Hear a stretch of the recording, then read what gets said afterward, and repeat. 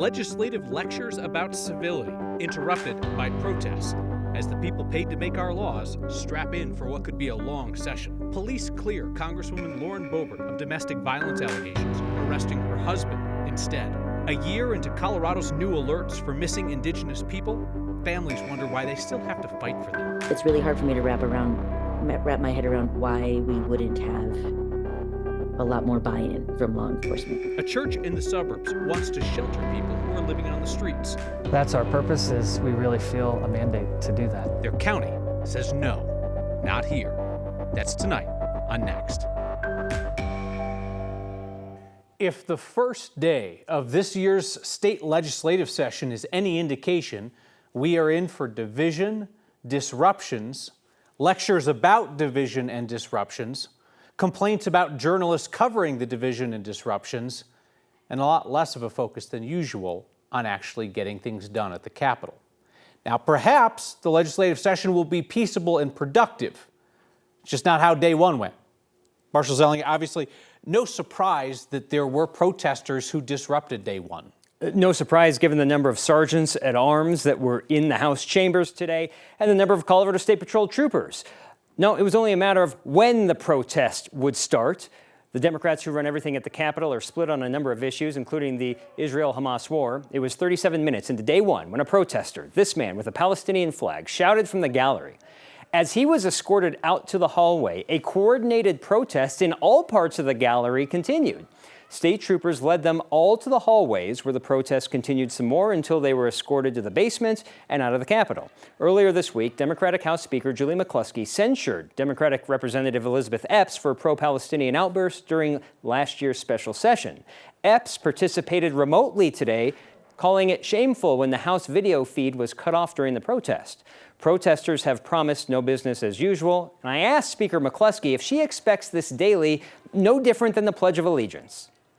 This House is open to the people that we serve. It is important that we ensure that access. We can redirect protesters to come to a committee room and meet with some of our members and have conversations. And if it happens again, we'll take that same approach. Our goal is to try and resolve these peacefully and in a way that protects the democratic process. House Republicans walked off the floor during the protest, saying on social media they left for safety reasons, which struck us as odd because the protesters had to go through a security checkpoint, the legislators are protected by armed troopers, and some of the House Republicans carry guns on the floor. I asked House Minority Leader Mike Lynch, what did they fear from the protesters? It's a combination of not knowing where that could go to, but also not approving of that being allowed to occur on the floor. It appears Republicans protested the protest. This happened on a day that leaders of both parties used their speeches to talk about civility and decorum. We have 119 more days to go, Kyle. Perhaps, Marshall, if journalists would stop talking about the division, it would cease to exist. No, that's silliness. Let's talk about the governor. He's going to come in tomorrow. He's going to give his State of the State where he outlines his priorities. What we've seen in the past is that a lot of Democratic governors or Democratic legislatures get everything they want. That was not the case for Polis last year. No, but it's coming back this year. The land use, the state pushing in on local control. You're going to hear that from the governor. We've already heard it from the party leaders going into this session. You'll see mixed applause. Like normally it's like, oh, one side of the room is going to clap and the other side of the room isn't. It's possible that one side of the room with the Democrats are mixed in what their reception is to what they hear from the governor. All right, that's tomorrow. Marshall, thank you. Silt police say they have found no evidence, no witnesses to back up domestic violence claims made against Republican Congresswoman Lauren Boebert. Instead, they've arrested her ex-husband, Jason Boebert, the one who accused her. He's facing charges for separate altercations, both with Lauren Boebert and their son. I just got pushed in the face like 5 times. Thank you. Asked Jason Boebert Saturday night at a restaurant in Silt, claiming that his ex-wife punched him in the face several times. He called police that night. She denied doing anything wrong, and now police say there is no evidence. And Jason Boebert later took back those claims. That's his mugshot. He was arrested for obstruction, disorderly conduct, and trespassing for the incident at the restaurant. Police say he was drunk and refused to leave. Jason Boebert also faces harassment, assault, and a weapons charge for an incident just yesterday. Investigators say he got into a fight with his teenage son over the care of his grandson. Police say Jason Boebert grabbed a rifle when his son called for help. Congresswoman Boebert has previously said that family issues are one reason that she's moving across the state to run in a different district, one that also happens to be more friendly to Republicans. So it's been a year now since Colorado first started specialized missing persons alerts for indigenous people. It came about because of the history of those cases being ignored. Our Jaleesa Irizarry looks at why the advocates who got these alerts created still feel like they're struggling. The calendar may say 2024, but Raven Payment I'm trying not to use profanity. and Monica Snowbird Oh yeah, for sure. are still dealing with 2023's problems. Arduous comes to mind. It's been quite a haul. The two are members of the Missing and Murdered Indigenous Relatives Task Force of Colorado, a group that pushed for the Missing Indigenous Person Alert, or MIPA. It was activated at the end of 2022, and about a year later, it's working. Sort of. Sometimes you're just like, you feel like you're beating your head against a wall because you know that this kind of work is never going to end. While there is criteria to implement a MIPA, even if it's met, Yeah, absolutely. these two say law enforcement sometimes isn't activating it. We thought the MIPA would be mandated, and it turned out that this is an optional investigative tool that law enforcement can use at their discretion. And so we're trying to work out all the bugs now so that we can get this to be a mandated alert across the state. CBI says they're looking to make changes that make the alert system easier to use. In its first year, MIPAs are one of the state's top 3 most used alerts. The Bureau says it issued 47 since its rollout. Payment says that number is outdated. It's not current. So there are 50, as there was an alert that went out last night. If we were getting the alert to be more streamlined, I am confident that that statistic would be much more dire and realistic. Realistic is how Payment and Snowbird want to paint the past few months. They say many of those alerts wouldn't have been issued if it weren't for them urging law enforcement agencies to activate it, something they hope changes this new year. It's obviously needed, it's obviously effective. The group is giving CBI and its partnering law enforcement agencies a few months to get the alert system much more streamlined. They're hopeful the agencies will get it done, but if they don't, they would consider pushing legislation to get the system mandated. The good news is when the alert does go out, Snowbird says they usually find the person within a week. Well, that's encouraging to hear, and it certainly feels like, Jaleesa, like we're talking about it more than we were a year ago. We definitely are, and they said that is a silver lining in all of this. Media coverage has definitely gone up, and some cases that may not necessarily have gotten media coverage years before have done so. All right, Jaleesa Irizarry, thank you very much. It's a new year. Let's talk about second chances and the people who specialize in them. For Coloradans who are coming out of the criminal justice system and looking to become productive members of our community. This week's Word of Thanks microgiving campaign supports the Reentry Initiative. They have had great success in helping people start fresh in Boulder County.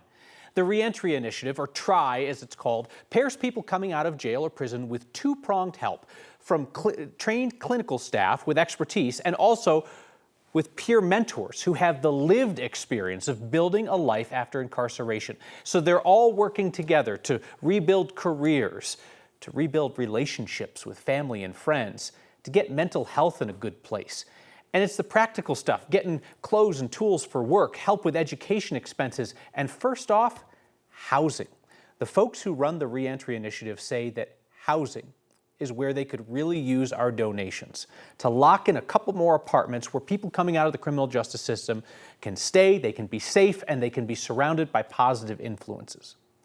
Colorado's recidivism rate, the percentage of people going back in when they get out, it's not good. It's upwards of 50%. For people in the Reentry Initiative, it's down in the single digits. What they do works.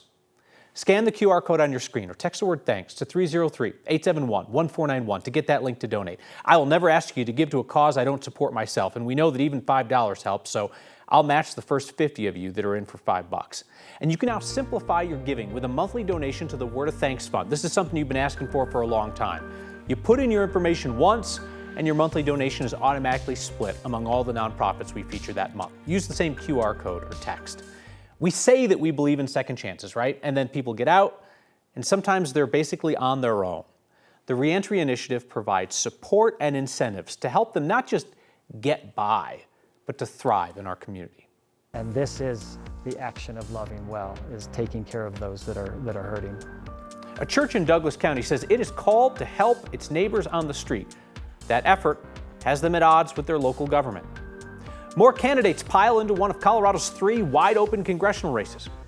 And we are about to find out if lying to steal an election is enough to cost a Coloradan a license to practice law.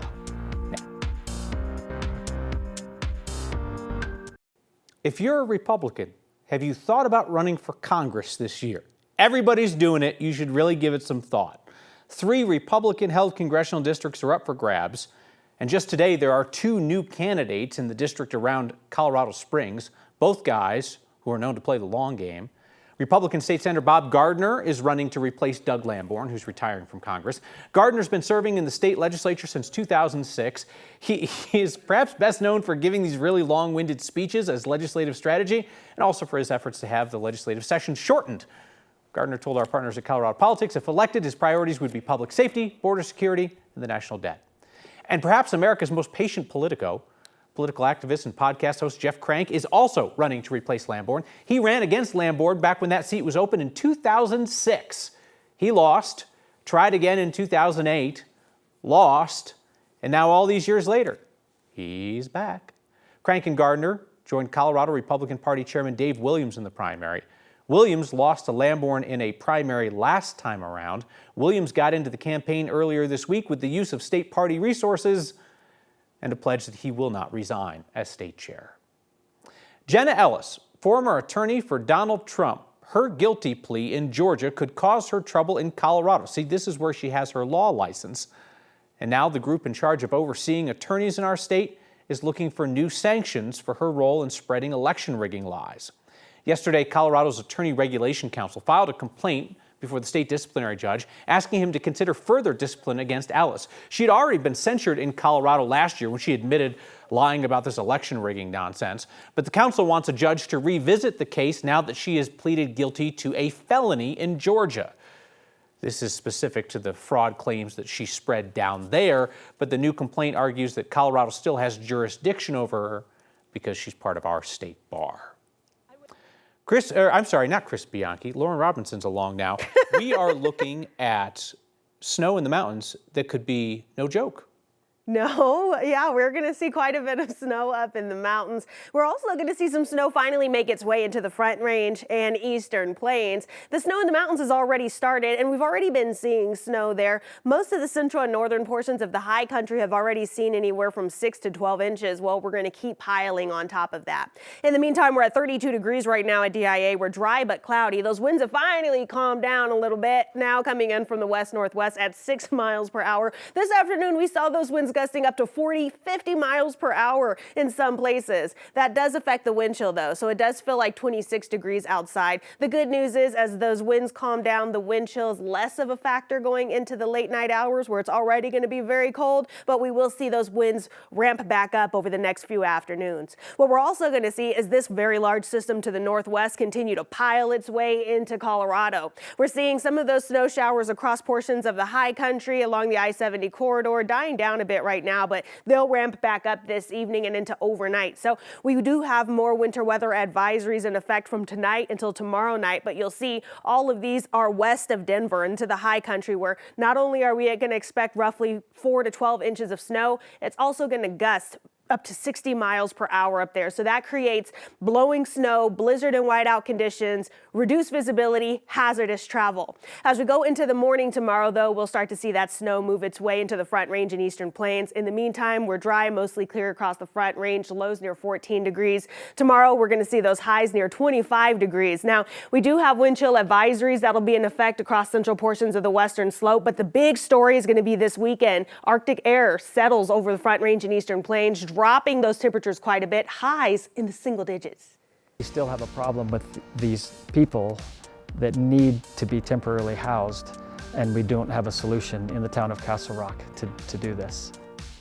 A church is offering a solution. Castle Rock is offering opposition. That's next. A church in Castle Rock says its religious beliefs call on them to help people living on the streets. Town of Castle Rock says its zoning code calls on them to shut down the shelter. In 2020, the Rock Church started providing temporary shelter in 2 RVs parked on the church lot. Church says it's an extension of a shelter program they've run out of the church gym since 2016. Church says somebody in town complained in 2021, and after 2 years of back and forth, Castle Rock's Board of Adjustment ordered the shelter closed. They say that the only shelter that the church is allowed to provide on its property is the parsonage. We believe that it's kind of once that determination has been made that we can't house them in trailers, then it goes to the next level. Now we can't house them in our facility. And so we're like, well, where does that end? And so we can't just love by saying, well, go and good luck to you and we'll pray for you. There's an action in that we actually are required to do. And this is the action of loving well, is taking care of those that are hurting.